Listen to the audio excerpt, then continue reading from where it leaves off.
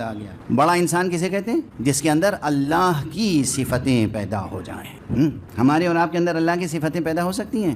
ہاں بالکل ہو سکتی، اللہ چاہتا ہے یہی ہے۔ اچھا وہ کیسے پیدا ہوں گی؟ اس کے بہت سے طریقے ہیں، جن میں سے ایک طریقہ یہ بھی ہے کہ احکام کی پابندی کی جائے، اللہ کا ہر حکم مانا جائے، انسانیت کے معیار کو برقرار رکھا جائے، بد اخلاقی نہ کی جائے، کسی کا دل نہ دکھایا جائے، ہر انسان کو سچی خوشی دی جائے، اور ان تمام سلیقوں کو پیدا کرنے کے لیے جو خاص وزڈم، جو خاص شعور، جو خاص سلیقہ پیدا ہوتا ہے، وہ سلیقہ پیدا ہوتا ہے اللہ کے کلام کو برابر پڑھتے رہنے سے، جن میں سے ایک سورہ ملک بھی ہے۔ اگر آپ یہ سورہ ملک پڑھتے رہیں گے مسلسل تو آپ کے اندر کا انسانی شجر سایہ دار ہو جائے گا، خود بخود وہ شعور پیدا ہوگا، وہ نورانیت پیدا ہوگی، وہ روحانیت پیدا ہوگی، وہ تجلی دلوں پر پیدا ہوگی، اور آپ کے اندر صفات ربانیہ جلوہ بار ہو جائیں گی۔ خود بخود سلیقہ آنا چاہیے۔ ہر کام کرنے کے لیے ایک ٹریننگ ہوتی ہے، ایک سلیقہ ہوتا ہے، تھوڑی سی تھیوریٹیکل معلومات چاہیے ہوتی ہے اور تھوڑی سی پریکٹیکل پریکٹس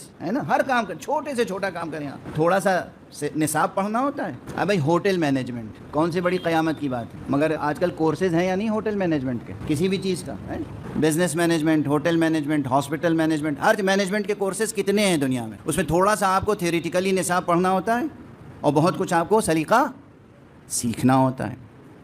یہ نصاب بنا دیے لوگوں نے، ٹریننگ سینٹرز بہت ہیں۔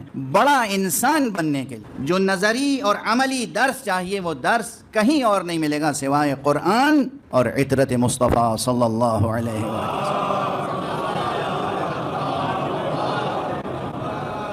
اس کے بھی بہت سے طریقے ہیں، جس میں سے ایک طریقہ کیا ہے، ایک نسخہ، ایک جز کا، کہ سورہ ملک روزانہ پڑھا کریں۔ اس سورہ ملک کے اوپر تو بہت دیر تک گفتگو ہو سکتی ہے، مگر میں بس آخری آیت جو میں نے پڑھی ہے آپ کے اشعار کو سن کر، اس کے تعلق سے ایک دو جملے کہہ کر میں اب اس موضوع کی طرف آؤں گا جو ذہن میں تھا۔ سورہ شروع ہوتا ہے پرشکوہ انداز میں قدرت الہیہ کے بیان سے۔ اللہ کی قدرت کیسی ہے، کمال قدرت الہیہ کیا ہے۔ تبارک الذی بیدہ الملک وہو علی کل شیء قدیر، برکت والی ہے وہ ذات، برکت والا ہے وہ پروردگار کہ جس کے دست قدرت میں ہر شے کا، ہر طرح کا اختیار موجود ہے۔ پرشکوہ انداز میں قدرت باری تعالیٰ کے بیان سے گفتگو شروع ہوتی ہے اور آثار قدرت کی طرف متوجہ کیا جاتا ہے، اور آخری آیت بالکل اس کی یہ ہے، ارأیتم ان اصبح ماؤکم غورا فمن یأتیکم بماء معین، کیا تم نے یہ سوچا ہے، یہ غور کیا ہے، کبھی فکر کی کہ جب تمہارا پانی زمین کی گہرائی میں جذب ہو کر غائب ہو جائے گا تو اس وقت دوبارہ تمہارے لیے زندگی عطا کرنے والا صاف و شفاف پانی کون عطا کرے گا۔ یہی قرآن مجید وہ ہے جس نے ایک مقام پہ یہ بھی کہا ہے کہ وَجَعَلْنَا مِنَ الْمَاءِ كُلَّ شَيْءٍ حَيٍّ، ہم نے پانی ہی سے ہر شے کو زندگی عطا کی ہے، جو آپ اپنے شعر میں فرما بھی رہے تھے، ہم نے پانی سے ہر شے کو زندگی عطا کی۔ یہ قرآن کا بیان ہے، اور پانی پر اور پانی کی عظمت پر اور بھی مقامات ہیں،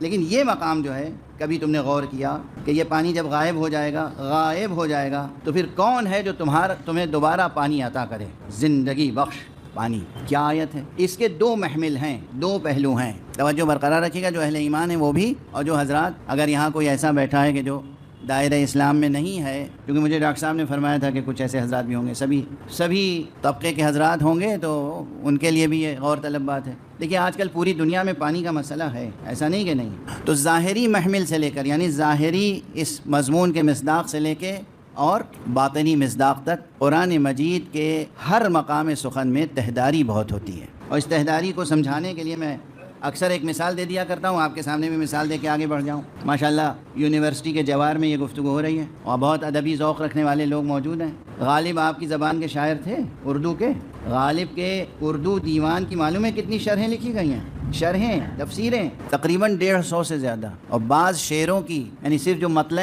دیوان غالب ہے، نقش فریادی ہے کس کی، شوخی ہے تحریر کا، کاغذی ہے پیرہن، ہر پیکر ہے تصویر کا، ان دو مصروں کی تشریح میں مختلف لوگوں نے مل کے ہزاروں صفحے لکھے، کوئی مبالغہ نہیں ہے، یہ میں بات بڑھا کے نہیں پیش کر رہا ہوں۔ اگر غالب کے دو مصروں میں اتنی گہرائی ہے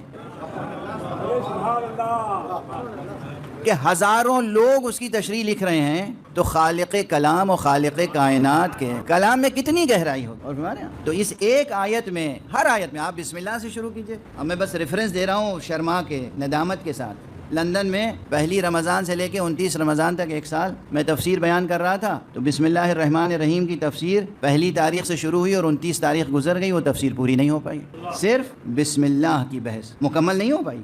بسم اللہ الرحمن الرحیم کی تفسیر، وہ یوٹیوب پر تو آج کل ماشاءاللہ ہر چیز ہے، تو وہ تقریریں بھی ہوں گی کہ جس میں بسم اللہ کی بحث اس فقیر طالب علم نے شروع کی اور 29 دن گزر گئے اور بسم اللہ کی تفسیر پوری نہیں ہو پائی، اور پھر یاد آیا کہ میاں تم کیا اور تمہاری حقیقت کیا۔ اسی لیے تو مولا کائنات نے فرمایا تھا کہ پوری بسم اللہ نہیں، صرف بے کی تفسیر اگر مولا بیان کر دیں تو 70 اونٹوں پر بار کی جائے گی وہ تفسیر۔ مولا امیر المومنین علی ابن ابی طالب علیہ السلام۔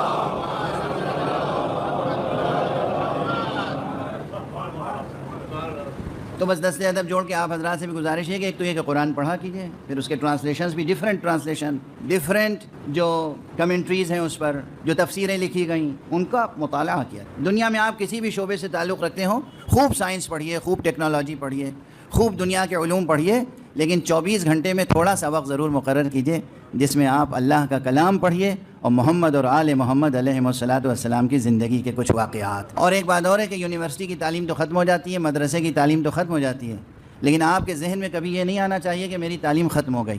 یہ جو 2 درس ہیں نا، قرآن اور اہل بیت کا، یہ ہر وقت ہمیشہ تا حیات قائم رہنا چاہیے۔ 24 گھنٹے میں تھوڑا وقت ضرور مخصوص کریں جس میں قرآن اور کلام مصطفیٰ، کلام امیر المومنین علی مرتضیٰ، کلام امام حسن مجتبیٰ، کلام حضرت سید الشہداء ابو عبداللہ الحسین، یہ سب انسانی عظمتوں کے راز ہیں، کلیدی مطالب ہیں۔ اچھا، اب میں جلدی سے یہ بات عرض کر کے اور اس موضوع پر آؤں جو چند جملے اور عرض کرنے ہیں۔ یہ جو آیت ہے، دیکھیے پانی کا ذکر ہے اس میں۔ کبھی تم نے غور کیا کہ جب تمہارا پانی غائب ہو جائے گا، اس میں ایک تو یہ پانی بھی شامل ہے جو ظاہری ہے، لیکن پانی ایک سمبل ہے، پانی ایک علامت ہے، پانی ایک اشارہ ہے، پانی ایک استعارہ ہے۔ قرآن مجید میں میٹافرس سے اور سملیز سے بہت کام لیا گیا ہے، تشبیہیں اور استعارے بہت ہیں قرآن مجید میں، مجازات بہت ہیں قرآن مجید میں۔ پانی علم کا بھی استعارہ ہے، پانی ہدایت کا بھی استعارہ ہے۔ آپ کسی بڑے عالم کو کوہ علم نہیں کہتے، بحر العلوم کہتے ہیں۔ پانی زندگی کا استعارہ ہے، پانی علم کا استعارہ ہے، پانی ہدایت کا استعارہ ہے۔